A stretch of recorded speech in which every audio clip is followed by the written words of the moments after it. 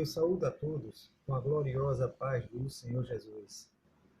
Estamos chegando mais um final de um trimestre, cuja temática é portando uma nova identidade.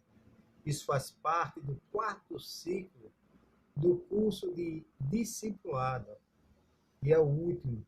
Com essa conclusão, podemos dizer que encerramos esse período e a partir daí os nossos alunos partirão para uma nova jornada. Amém? Antes de dar início, vamos fazer uma oração pedindo ao nosso Senhor Jesus que Ele, nesta última aula, Ele venha intervir, venha a clarear nossas mentes, abrir nossos corações e que possamos ser os verdadeiros discípulos dele. Amém? Soberano Deus, eterno Pai, Pai querido e Pai amado, te agradecemos ao Senhor por esta rica oportunidade que vós temos concedido. Ó Pai Santo, Tu és fiel, Tu és maravilhoso. Chegamos mais a um fim desse trimestre, Pai, cujo a Sua presença foi indispensável nas nossas vidas, Pai. Ou que o Teu Espírito, Senhor, derramou sobre nossas vidas, nos ensinando, Senhor, nos capacitando para transmitir esta palavra, Pai. Pai Santo, abençoa todos os alunos, Pai, que estão ouvindo, que estão recebendo a Tua palavra, Pai. Abençoa o nosso superintendente, o nosso pastor presidente. Ser com ele. Ô Pai querido, Tu sabes todas as coisas, sabes as necessidades do nosso ministério, Pai. Pai Santo, tudo isso eu te peço e desde já te agradeço. Em nome do Senhor Jesus. Amém. Bem, meus amados, na lição anterior, cujo professor, nosso professor Genival Felipe, ele nos transmitiu a palavra do Senhor, falando sobre a lição, a bondade de Deus e os falsos profetas, né? E ele atingiu o objetivo, que foi nos conscientizar de que vale a pena perseverar em oração, porque nosso Pai Celestial é bom. Nos ouve e quer o nosso bem. Ele também enfatizou que o Evangelho fala claramente de dois caminhos. Logo, não há meio termo quando o assunto é salvação. Quando se trata de salvação, não existe outra escolha. É um caminho ou outro, né? Se você quer ser salvo, você tem que ir pelo caminho. Mas se você não dá valor à salvação, você escolhe o outro. Como também ele nos transmitiu como podemos identificar um falso profeta e o perigo de ser enganado por esse tipo de gente, né? Ele, sendo utilizado por Deus, naquele momento, ele deixou com as nossas mentes claras com essa explicação. Amém? E agora vamos dar continuidade à lição número 13, cujo tema é Jesus é a nossa identidade.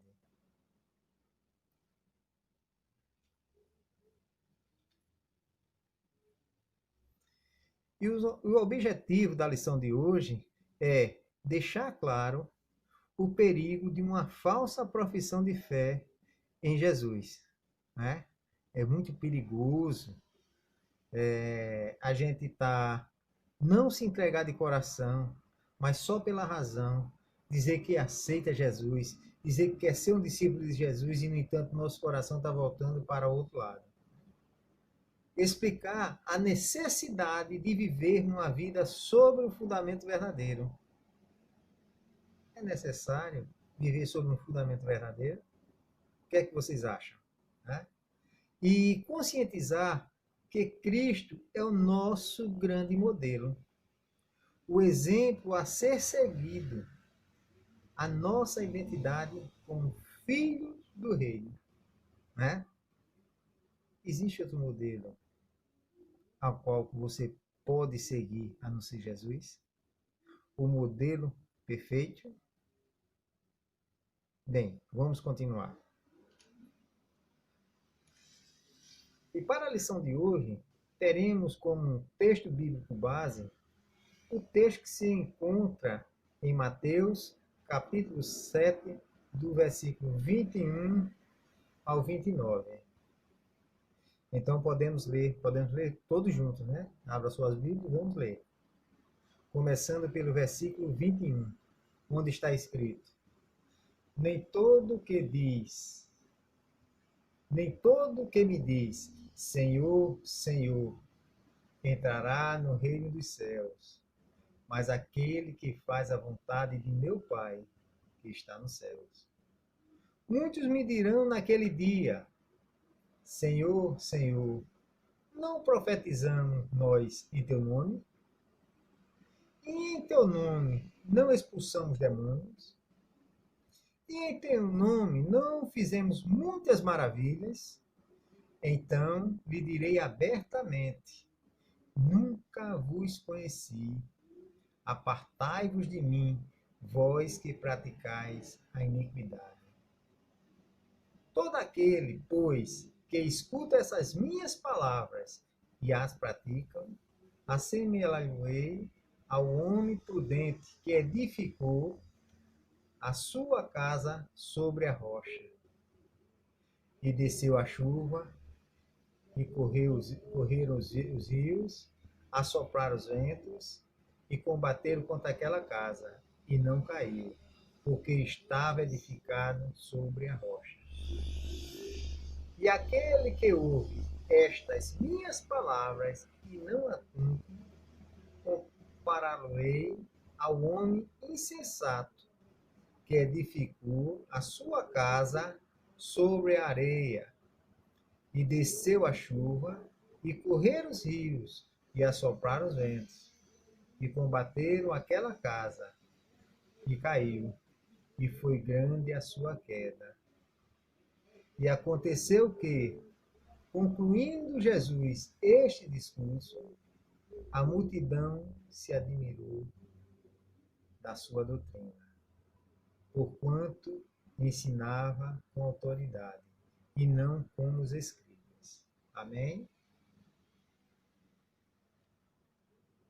E para a nossa meditação, vamos ler um texto que está em Tiago, capítulo 1, versículo 21, que está escrito: Pelo que, rejeitando toda imundícia e acúmulo de malícia, recebei com mansidão a palavra em vós enxertada, a qual pode salvar a vossa alma.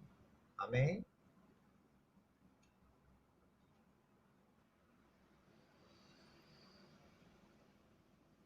Ora, irmão, nessa lição existe duas palavras interessantes.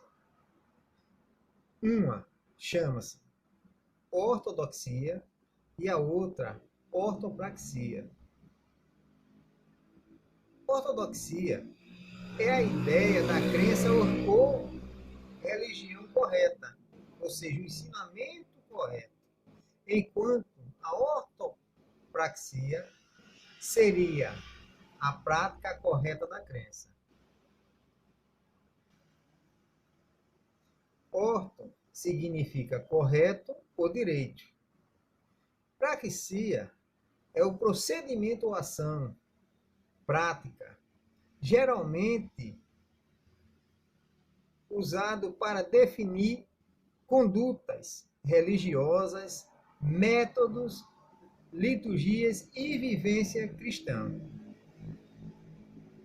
Jesus, ele ensinava, ele tinha uma forma de ensinar. Além de ele ensinar, ele praticava. Já os fariseus, ele não praticava o que ensinava, não é? O objetivo desta lição é destacar mais uma vez a necessidade de vivermos o Evangelho e não apenas professá-los ou pregá-los. Ou seja, devemos praticar o Evangelho. Né? Mas praticar como? Praticar com as nossas ações. Não apenas com palavras, com pregações, mas sim com ações. E o nosso primeiro tópico, cujo tema é a condenação dos falsos profetas.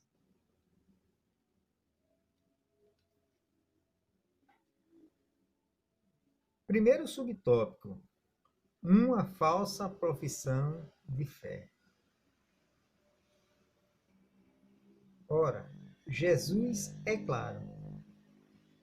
Não adianta ter uma profissão de fé correta, mas é preciso viver conforme esta profissão de fé, né? Que as suas ações falem mais alto do que as suas palavras, porque não é o nosso discurso que nos identifica como cristãos verdadeiros, e sim as nossas atitudes, né? Ou seja, não basta chamar Jesus de Senhor, Senhor.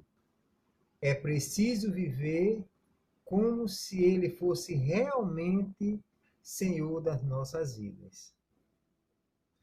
Vamos para o subtópico seguinte.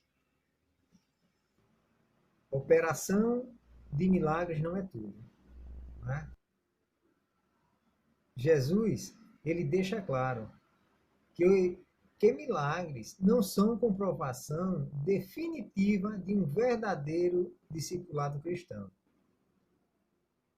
Os milagres fazem parte da vida cristã, mas não podem ser considerados prova de que a pessoa é um verdadeiro cristão, né? Querem saber quem eu sou? Conheça as minhas práticas, né? Isso aí a gente pode ver em Mateus, uma referência bíblica, Mateus 7,16, onde está escrito: por seus frutos os conhecereis, né? Porventura colhem-se uvas de espinheiro ou figos de abrolhos, né? Veja como deixa claro esse versículo. E vamos para o próximo tópico, né? Sem comunhão com Deus. É difícil. Jesus afirma aqui que muitos, e não poucos, tomarão o caminho do falso discipulado. Muitos aparecem aqui na terra, mas não são reconhecidos lá no céu, né? Temos duas referências, você vai ver em Mateus capítulo 7, no texto bíblico básico, versículo 22 e 23, onde Jesus diz: nunca os conheci, né? Podemos ler, né? Mateus capítulo 7, versículo 22, está escrito: muitos me dirão naquele dia: Senhor, Senhor, não profetizamos nós em teu nome? E em teu nome não expulsamos demônios? E em teu nome não fizemos muitas maravilhas? E no verso 23 está escrito: então lhe direis abertamente: nunca vos conheci. Apartai-vos de mim, vós que praticais a iniquidade. Conhecer aqui significa ter um relacionamento íntimo, ou seja, se identificar-se com Jesus. Só pode existir comunhão entre as pessoas se elas se identificam. Ora, se ela não se identificar, como ela vai comungar um com o outro? Como é que ela vai partilhar os seus interesses um com o outro, né? Então, é uma necessidade clara de uma identificação. Vamos tomar adiante com o próximo tópico. A condenação dos falsos discípulos e profetas, né? Ora, Jesus é igualmente claro sobre a condenação daqueles que são falsos discípulos e falsos profetas, né? Ou seja, vice-versa. O discípulo ou o profeta, se são falsos, ele vai ter uma condenação, onde ele diz: apartai-vos de mim, vós que praticais a iniquidade. Né? Como lemos no versículo 23 do texto bíblico base. Né? Ora, o destino dos falsos identificado é a condenação, ou seja, é a separação eterna. Né? Então, como escapar desse destino? Como é que você pode escapar desse destino? Né? Se você não seguir as falsas doutrinas, os falsos ensinamentos. Né? Não só seguir, mas praticar. Né? Enquanto estamos vivos, vamos corrigir as nossas formas de agir. Isto é uma forma bem clara de como escapar do destino. Ora, se você está praticando o que é errado, você tem que praticar o que é certo. Lembra da aula anterior, quando só existe dois caminhos quando o assunto se trata de salvação? Então, para que você atinja a salvação, você vai ter que corrigir as suas falhas. Ora, irmão, mas como eu posso identificar minhas falhas se nem eu mesmo me conheço? Mas você tem um Pai Celestial que é bom, como foi dito na lição anterior. Ele colocará o Espírito Santo na sua vida e ele abrirá os seus olhos para você ver o que é que está errado. Então, pergunta a ele, veja o que é que ele acha das suas atitudes, veja como ele pode melhorar a sua vida diante dele, como ele pode lhe orientar para que você tome as suas decisões corretas. E o segundo tópico. O segundo tópico diz, cujo tema é em que estamos alicerçados. Em que estamos alicerçados? Vamos para o primeiro subtópico do segundo tópico. O homem sensato e o homem prudente.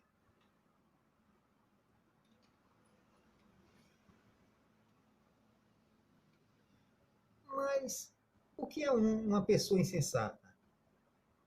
Ora, a pessoa insensata é uma pessoa sem senso.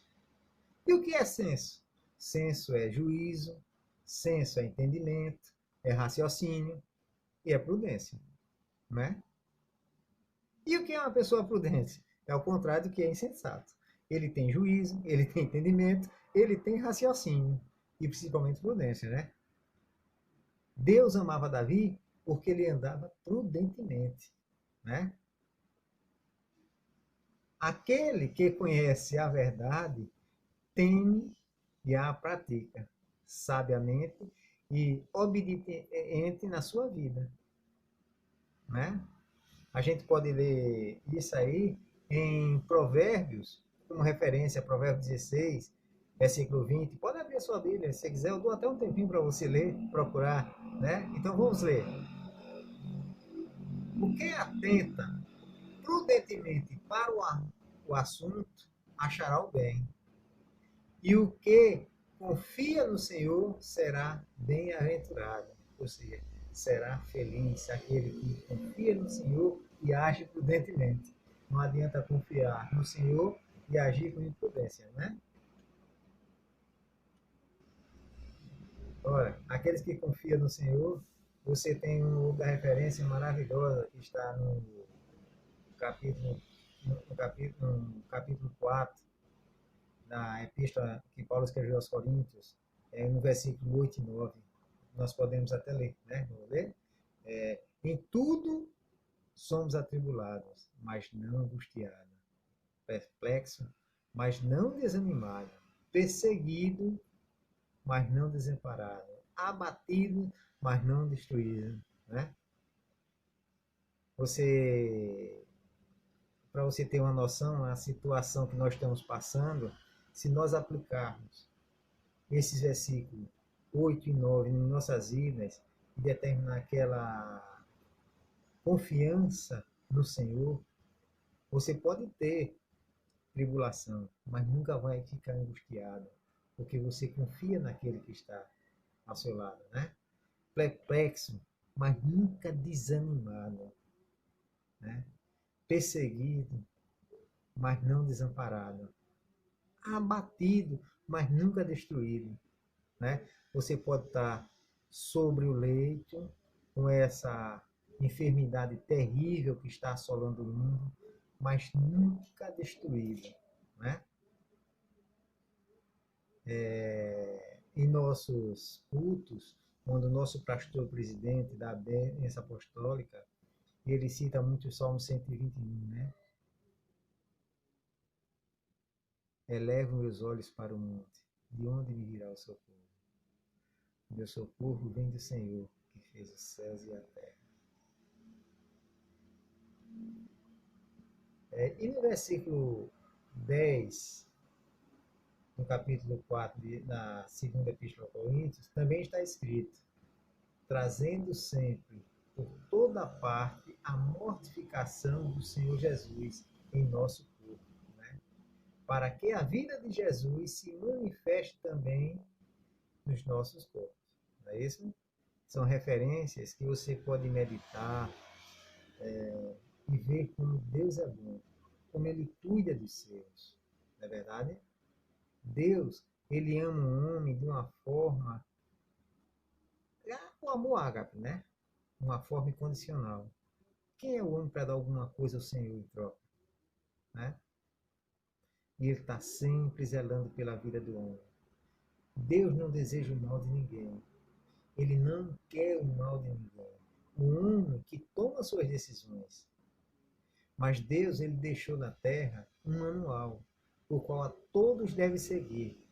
E o nosso manual é a Sagrada Escritura, que ensina tudo para o homem, desde do comer, desde como descansar, desde como preservar, tudo que você imaginar está nas Escrituras Sagradas.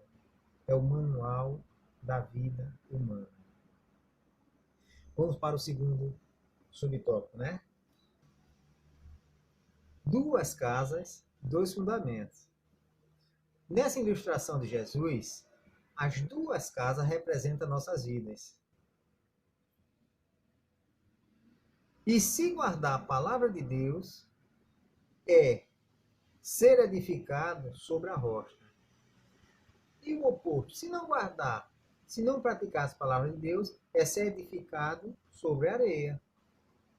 Isso significa dizer que ser edificado sobre a rocha representa edificar a vida verdadeiramente sobre a palavra de Deus, ou seja, praticar as palavras de Deus, né? E ser edificado sobre a areia é, por sua vez, edificar a sua vida sobre um fundamento falso, um fundamento que não é verdadeiro, sobre uma falsa confissão de fé, sobre uma vida de incoerência e desobediência à palavra de Deus. Amar mais o mundo do que a palavra de Deus, né? Demas, ele amou mais o mundo e abandonou Paulo, né?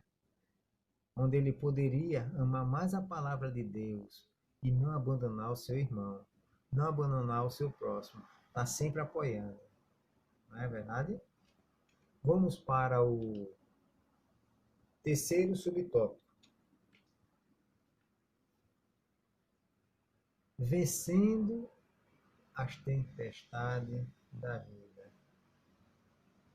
Ora, a tempestade não escolhe casa, né? Agora Jesus afirma que as duas casas sofreram os mesmos intempéries. Tanto a casa edificada sobre a rocha, como a casa sobre a areia. Sobre vieram chuvas, rios e ventos. Entretanto, uma casa naturalmente permaneceu em pé. Aquela que tinha firmeza, que tinha um alicerce, que tinha base sobre a rocha, ela se permaneceu firme, mas a outra veio abaixo. Aquela que foi edificada sobre a areia. Como no tópico anterior, o que é ser edificado na areia? Né? É sobre uma vida sobre um fundamento falso, né? Incoerente. Mas aquela que foi edificada sobre a rocha, aquela sim, sobre um fundamento verdadeiro. Ele resiste às tempestades da vida, né? Lembra dos versículos que foi lido na segunda epístola aos Coríntios, capítulo 4, versículo 8 e 9, o que era que estava escrito? Pronto, medite neles. Aí, esse é verdadeiramente edificado sobre a rocha. É assim que podemos vencer as nossas diversidades da vida, as nossas tempestades, né? As tempestades que vêm sobre nossas vidas. E como podemos passar por essas tempestades? Ora, seguindo os ensinamentos de Jesus, a ortodoxia de Jesus, e fazendo a ortopraxia de Jesus, ou seja, recebendo e praticando. Mas verdadeiramente, onde é que está escrito como podemos vencer a tempestade?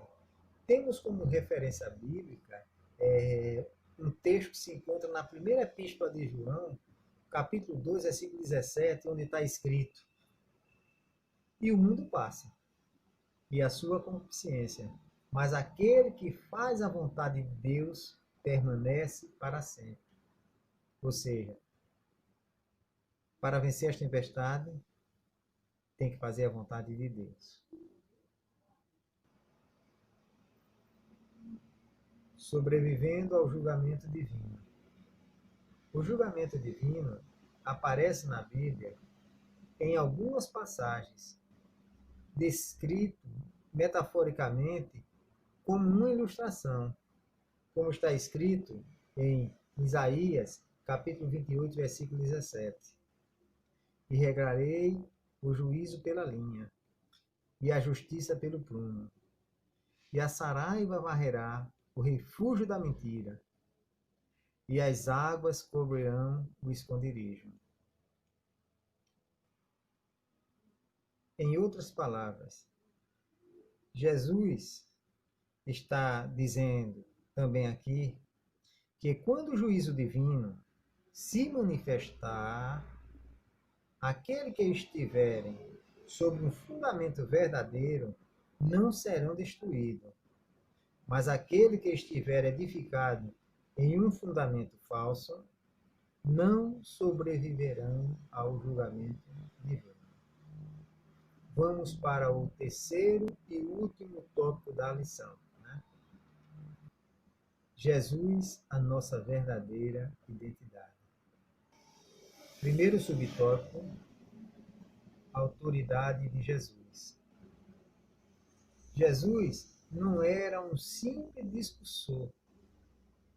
Jesus era um fazedor de discípulos. Jesus, ele encantava a todos pelos seus ensinos, porque ensinava praticando, fazendo. Né? Simples discursor, ele só faz deixar fazer os discursos, sair e deixar para lá. Mas Jesus, quando ele dava os discursos dele, ele fazia discípulo, porque todo aquele que ouvia o discurso dele queria ser como ele. Né? Lembra a diferença entre aluno e discípulo? Aluno ele só faz aprender, mas o discípulo ele quer ser igual àquele que ensina, quer ser igual ao mestre, fazer, praticar as mesmas coisas que o mestre faz. Né? Então Jesus ele ensinava e praticava. Ensinar e pregar o evangelho com autoridade é fazer isso sobre o poder divino, como Jesus fez. Né?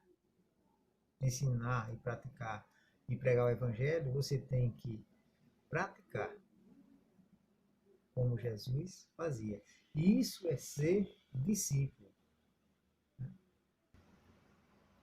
Segundo e último subtópico da lição. Né? Jesus, o nosso exemplo. O verdadeiro discípulo é aquele que segue o seu Senhor e continua obedecendo os seus ensinos. Né? A gente tem uma referência no Evangelho de João, capítulo 8, versículo 31, onde está escrito, Jesus dizia, que era olha que Jesus dizia, né? Jesus dizia, pois aos judeus que criam nele, se vós permanecer na minha palavra, verdadeiramente sereis os meus discípulos. Ora, quando ele quis dizer, se permaneceis na minha palavra, ou seja, se você praticar realmente o que eu estou ensinando, verdadeiramente você é meu discípulo. Né? Todos os que se declaram cristãos devem viver como Cristo vivia. Né?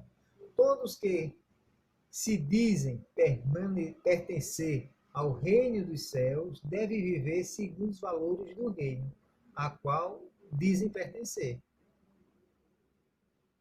Ora, eu não posso fazer parte de uma faculdade de medicina se eu não praticar medicina. Como é que eu posso fazer parte de uma faculdade de medicina e praticar engenharia? Não é? Então, devemos realmente praticar os valores do reino ao qual nós dizemos que pertencemos. Não é? A gente vê referências bíblicas sobre o que é ser discípulo, quando está escrito na primeira epístola aos Coríntios, capítulo 11, versículo 1, onde está escrito, sede meus imitadores, como também eu de Cristo. O Paulo está dizendo, olha, se tu quer ser verdadeiramente discípulo, quer ser cristão, então você tem que ser um imitador de Jesus. Não é? Cristão é se parecer com Cristo na maneira de pensar, agir e falar. Ou seja, em todo contexto, você deve parecer com Cristo, para verdadeiramente ser um verdadeiro cristão. Temos outra referência também do apóstolo Paulo, foi escrito aos Romanos, capítulo 8, versículo 29, onde se diz, porque o que dantes conheceu, também os predestinou para seres conforme a imagem de seu Filho, a fim de que ele seja o primogênito entre muitos. Né? Se não tiver ninguém que seja conforme a imagem do Filho, ou seja, se parecer com Jesus, como é que ele poderia ser o primogênito se não tiver os seus irmãos? Né? O primogênito é o primeiro da linhagem, é o primeiro dos filhos. Em Filipenses, capítulo 3, versículo 13 e 14, está escrito, irmãos, quanto a mim, não julgo que o que haja alcançado, mas uma coisa faço, e é que, esquecendo-me das coisas que atrás ficam e avançando para as que estão diante de mim, prossigo para o alvo, pelo prêmio da soberana vocação de Deus. Em quem? Em Cristo Jesus. E para nossa reflexão, eu queria que você pensasse nisso. O prudente é aquele que, conhecendo a verdade, teme e a pratica, sábia e obedientemente em sua vida. Né?